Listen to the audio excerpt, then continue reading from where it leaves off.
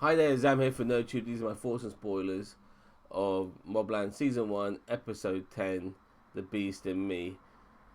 It is crazy to believe that 10 weeks ago all of this catastrophe started because Eddie Harrigan is a fucking psychopath who killed Tommy Stevenson, the son of Richie Stevenson, the rival gang member, and those two families end up being at war for pretty much the remaining episodes. Now, we did get conclusion from this, but conclusion in other ways as well. For instance, I would say Kevin Harrigan is no longer the Kevin Harrigan of old. I think killing Rusby and still talking to his carcass and venting out all his frustrations, knowing that Eddie is his half brother and not his son, which I predicted, by the way, Conrad being the dad and all of that, was the beginning of a new Kevin Harrigan.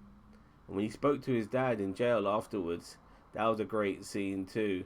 I mean, Conrad was trying to give it back, and you could just tell he's a horrible person, Conrad, not a good man in any capacity whatsoever. But he doesn't want to also not be in power. He loves being in power. Something we kind of saw from Conrad near the end of this episode too. I want to kind of get over Conrad pretty quick when he's like walking around the prison and everyone's cheering him and all of that. He loves all that shit because that's who he is. You know, he wants to be the man. You know, the myth, the legend. You know, the people, the other criminals look up to because he's the Godfather in there. He's not really getting that outside of the fucking jail, but he's definitely getting it within jail. He's almost in the fucking perfect place. Obviously, he will come out because of some particular evidence that was revealed regarding why he was incarcerated in the first place. But yeah, you know, you saw him in his happy place when it came to Conrad Harrigan. But back to Kevin, he wants to take over, and he might do that. He's got Harry D'Souza alongside him. One of the reasons why Harry didn't jump ship. I'm going to quickly talk about Harry now, regarding the fact that he did get stabbed at the end by his own wife, which was the most fucking stupidest part of this episode. Let's just be honest. Really fucking stupid how that fucking materialized. But he's obviously going to survive. I mean, if you look at where he got stabbed in the chest, it was on the side of the chest where the heart isn't. So I think he will survive. And I think they'll move on from that stupidity very quickly. By the way, Harry is a bit too perfect, in my opinion. You know, I'm glad in a way. I don't want to say glad in the way he got stabbed by his wife. That would be the wrong way of explaining things. But he seems to be such a good fixer, and everything around him, when there's a problem, that he can resolve it. That hopefully in season 2, that as good as Harry is, he's sometimes fumbles, and we need that a little bit from him because he's just a bit too perfect. But yeah, he is loyal to Kevin Harrigan, not necessarily to Conrad or Maeve. Definitely not Maeve, in my opinion. Everyone knows what shit stirrer she is, and I'll get to her in a sec. So I don't want to keep jumping around. But when Harry had a chance to speak to Cat McAllister, he basically said, "Look, I owe you a favor, but don't compromise my loyalty to the Harrigans." Because I think that's what Cat wanted from Harry as that favor. And I always felt that would be an issue with Harry. You know, if he had to compromise his loyalty. That's not necessarily asking for a favor. That's asking for you to be disloyal to my friends and stuff like that. And I think if Kevin, especially Kevin, if it wasn't for Kevin, he might have done that. I don't think he gives a fuck about Conrad. I don't think he definitely didn't give a fuck about Maeve. Serapina, possibly. I think he might be okay with her, but there's no hard feelings. It's only business. But I think with Kevin, they're brothers. They're pretty much brothers, them two. And so, sorry about all the noise behind me. So that's why I think he stayed loyal. But on to the other thing Harry also did is that he confronted O'Hara and used her as a way of getting information on Richie. And basically played Richie against him and used that moment to take out not only Richie but his entire fucking crew. We saw that. It was a clever moment. There was at the end of this whole Richie Stevenson and the Harrigans and all of that, when it came to taking out Richie, there was a moment where Richie used O'Hara as a fucking human shield, and you know what? Harry didn't give a shit. because she betrayed the Harrigans, and she was confronted by that, and Harry shot O'Hara without any hesitation, and then after killing Richie Stevenson, put a bullet in O'Hara's head, and we move on. Alice, who the fuck is Alice? Alice is the undercover cop who was working for Tattersall, not really realizing that Tattersall's also quite dirty, as dirty as she is. I mean, she thought she was just, making a bit of money on the side, but I think the last thing she thought was that she was going to be expendable.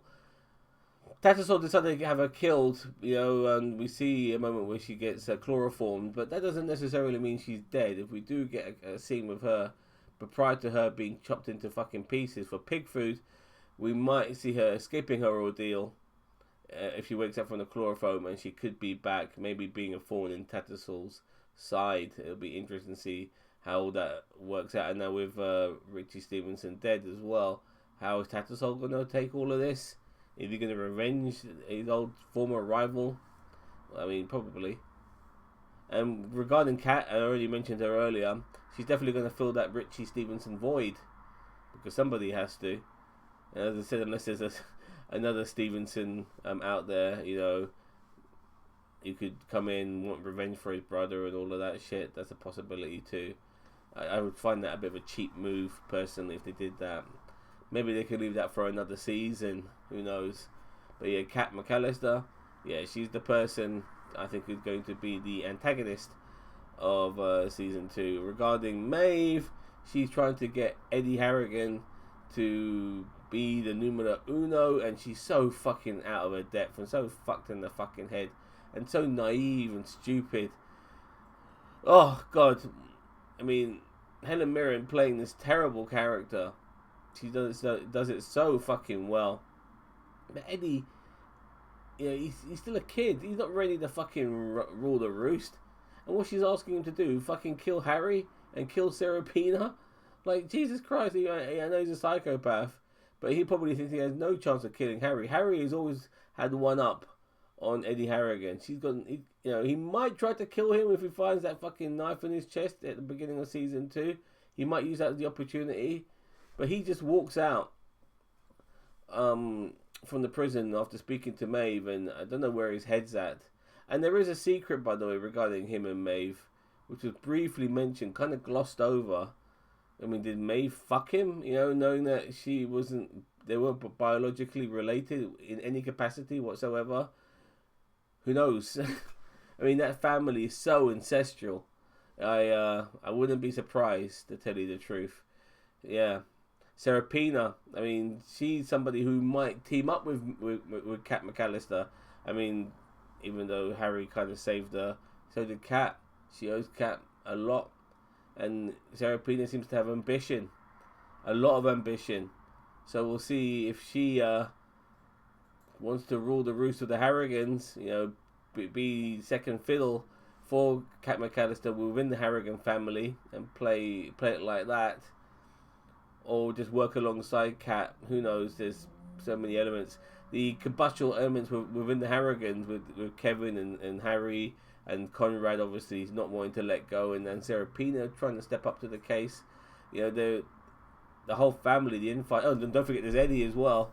The infighting. My God, there's going to be a lot of that, as well as Kat McAllister trying to take him out as well. It's going to be very interesting next season. There's so much to do and to talk about. I'm not sure if I've forgotten anything, but wow, what a way to end the series. It was good. The action scenes were okay. Oh, that one dude, one of the henchmen, he died. A bit sad for him because we saw him with a family earlier and all of that. So there might be some way to compensate him and his family, or compensate the family for the death of their dad. You hope to see that happen. And I can't really think of anything else, to tell you the truth. There might be some more which I've totally forgotten about. If there is, let me know in the comment below. But for now, don't forget to like, share, subscribe to NerdTube. And I'm going to give this episode, I'm going to give it an 8 out of 10. It's pretty good. I think Mobland itself is very good. Definitely better than season 3 of the terrible Gangs of London, which really went in the wrong direction. Really did. I'm still angry about season 3 of Gangs of London. My God, like, what were they thinking? And, and get Gareth Evans back as the fucking director, for fuck's sake. Make those action scenes pretty good again. I mean, it wasn't about the action scenes, by the way. Gangs of London, the whole story was really shit. But I don't want to necessarily go there with Mobland. I think it's far better talking about these families and the factions and the infighting within this group as well. It's all pretty good. I like it. I like it a lot, and the stellar cast as well. I mean, you got 4 massive actors in here with Tom Hardy, Pierce Brosnan, Helen Mirren, and Paddy Considine. They're fantastic, and the supporting cast. Oh, and let's not forget that Toby Jones is now involved in the mix as well. It's really good. I'm enjoying this. Season 2, please come soon. I can't fucking wait. Do not cancel this show. This is brilliant. This is some of the best stuff from Paramount Plus. 8.8 million on the debut episode for Paramount Plus. That's their personal record best. So they'll be stupid not to give this a season 2. I love this genre, the gangster genre. Anything gangster, I just want to watch it. It's just such a great genre. Right now, I'm currently watching for my own personal pleasure, and I might review it if I feel up for it. Is Hotel Cocaine, which is the 70s sort of gangster drama set in Miami about obviously the cocaine trade and stuff like that amongst the cartels, the Cubans and the Colombians and the Mexicans and all of that, as well as the DEA, I believe, the say the feds or whatever, also trying to take things down. It's very good, funny at times as well. Whimsically American, obviously, because it is an American show, but still it's a gangster drama, and I recommend it. It's okay. It's not too bad. So yeah, there's gangster dramas around all over the fucking place. I want to watch it. I fucking love this genre. It's arguably my favorite. And I gave Mobland an 8 out of 10. Let me know what you think. Don't forget to like, share, subscribe to NerdTube. Oh, by the way, I'll give the season of Mobland a 9 out of 10. It's got better and better. But they need to change the intro music. It's fucking shit. I hate it so much. I really do. Alright, I'll give Mobland season 1 a 9 out of 10 and the episode 8 out of 10. Don't forget to like, share, subscribe to NerdTube, the greatest social media channel you never heard of. Take care. Bye-bye.